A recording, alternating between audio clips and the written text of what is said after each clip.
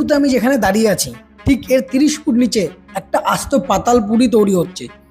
24 ঘন্টা এই যশোর রোডের নিচে টন টন কংক্রিট আর লোহা মাটির নিচে গিলে খাচ্ছে এই প্রজেক্ট। আপনারা রোজ এই ব্যারিকেডের পাশ দিয়ে বাসে, বাইকে বা অটোয় যাতায়াত করছেন, গাড়ির হর্ন শুনছেন, জামে ফাঁসছেন, কিন্তু আপনারা কি জানেন আপনার পায়ের ঠিক নিচেই কলকাতা মেট্রোর ইতিহাসের অন্যতম ভয়ঙ্কর এবং বিপজ্জনক ইঞ্জিনিয়ারিং চ্যালেঞ্জ চলছে। আজ আমি নিজে ক্যামেরার সামনে দাঁড়িয়ে আছি বিরাটি আর মাইকেল নগরের সেই গ্রাউন্ড জিরোতে। আর আমি আজকে দেখাবো কিভাবে এই ব্যস্ত হাইওয়ে সচল রেখেই মাটির তলায় কোটি কোটি টাকার কংক্রিটের মেগা স্ট্রাকচার দাঁড় করানো হচ্ছে। আর আপনি যদি পশ্চিমবঙ্গের উত্তর 24 পরগনার বাসিন্দা হন বা আপনি যদি কলকাতা এয়ারপোর্টের দিকে নিত্য ট্রাভেল করেন, তবে আজকের এই 10 মিনিট আপনার জন্য সবচেয়ে এক্সক্লুসিভ হতে চলেছে। বুক বেঁধে বসুন, কারণ আজ আমরা বারাসাত মেট্রো থেকে এয়ারপোর্ট মেট্রো পর্যন্ত ডিপ ডিটেলস জানবো এবং ইঞ্জিনিয়ারিং কনসেপ্টটা বুঝবো। তো বন্ধুরা, আমি প্রশান্ত আর আপনারা দেখছেন টুইস্ট ব্যুরো ব্লগ। তো এই মুহূর্তে আমি এসে পৌঁছেছি মাইকেল নগর। আর এখানে দেখুন ইয়েলো লাইনের কাজ চলছে, আর এটা হচ্ছে ইয়েলো লাইনের এক্সটেনশন, যেটা বারাসাত পর্যন্ত যাবে। আর এই এয়ারপোর্ট থেকে হয়ে এটা বারাসাতের দিকে যাবে। আর বারাসাতে এখনো ল্যাম্প অ্যাকুইজিশনের প্রবলেম রয়েছে, তো সেই ডিটেলস আপনাদের আগে গিয়ে জানাবো। তো আমি আপনাদেরকে পুরো মাইকেল নগর থেকে শুরু করে একদম বিরাটি যে কাজগুলো হচ্ছে এয়ারপোর্ট পর্যন্ত আজকে দেখানোর চেষ্টা করব। তো চলুন আপনাদের আরও দেখাই কি কি কাজ হচ্ছে। কাজের গভীরে যাওয়ার আগে প্রথমে এই প্রজেক্টের রুট ম্যাপটা একটু বুঝে নেওয়া যাক। কলকাতা মেট্রোর এই লাইনটিকে বলা হচ্ছে ইয়েলো লাইন বা মেট্রো লাইন নাম্বার 4। এটি নোয়াপাড়া থেকে শুরু করে দমদম ক্যান্টনমেন্ট, যশোর রোড হয়ে বিমানবন্দর অর্থাৎ জয়হিন্দ স্টেশন পর্যন্ত যাচ্ছে এবং এই রুটটা অলরেডি অপারেশনাল।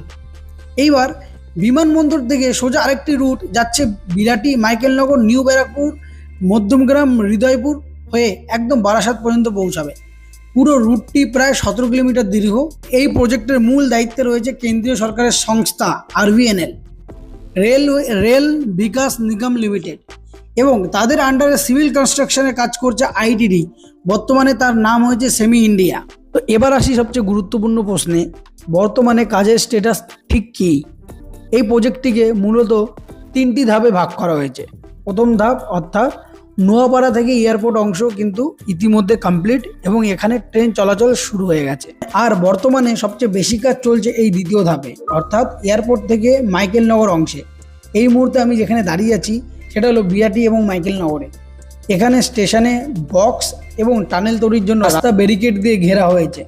মাটির নিচে জলের পাইপলাইন ও বিদ্যুতের কেবিল সরানোর কাজ ইউটিলিটি শিফটিং এবং মাটির দেওয়ালে কংক্রিট ঢালাইয়ের কাজ জোর কদমে চলছে।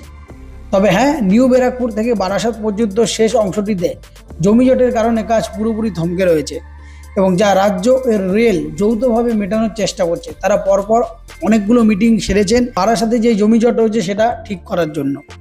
তবে অনেক জায়গায় আমি শুনেছি যে এখানে কিন্তু বারাসাত পর্যন্ত কিন্তু এলিভেটেড হবে।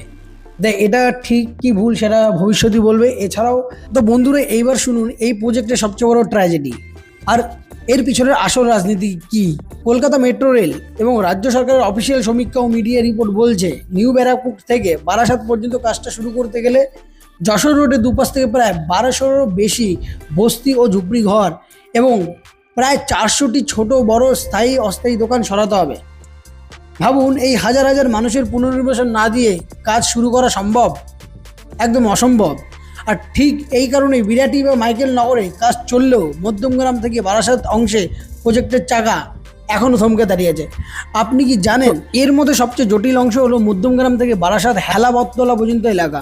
পুনর্নির্বাসন না দিয়ে এই বিশাল সংখ্যক পরিবারকে সরানো রাজ্য সরকারের পক্ষে বড় রাজনৈতিক ও সামাজিক চ্যালেঞ্জ ছিল, যার কারণে কাজটা বছরের পর ঝুলে রয়েছে। ইভেন এখনও কিন্তু এই চ্যালেঞ্জটা রয়েছে। এছাড়াও যদি ক্ষতিগ্রস্ত দোকানপাটের সংখ্যা আমরা হিসাব করি, যশোর রোড একটি অত্যন্ত ব্যস্ত বাণিজ্যিক এলাকা। সমীক্ষা অনুযায়ী ছোট বড় মিলিয়ে প্রায় 350 থেকে 400টি স্থায়ী ও অস্থায়ী দোকান এই প্রজেক্টের কারণে সরাসরি ক্ষতিগ্রস্ত প্রভাবিত হবে। এর মধ্যে রয়েছে রাস্তার ধারে ছোট গুমটি, চায়ের দোকান থেকে শুরু করে বেশ কিছু পাকা কমার্শিয়াল বিল্ডিংয়ের সামনের অংশ। তো বন্ধুরা, আপনারা এবার বলুন, এত চ্যালেঞ্জ কি খুব তাড়াতাড়ি সলভ করা সম্ভব? না, নিশ্চয়ই না। তো সময় লাগবে। এই কারণে Barasat metro yellow line, metro line number 4 Barasat অংশে নিউ ব্যারাকপুর থেকে বারাসাত অংশের কাজ চালু হতে সময় লাগবে।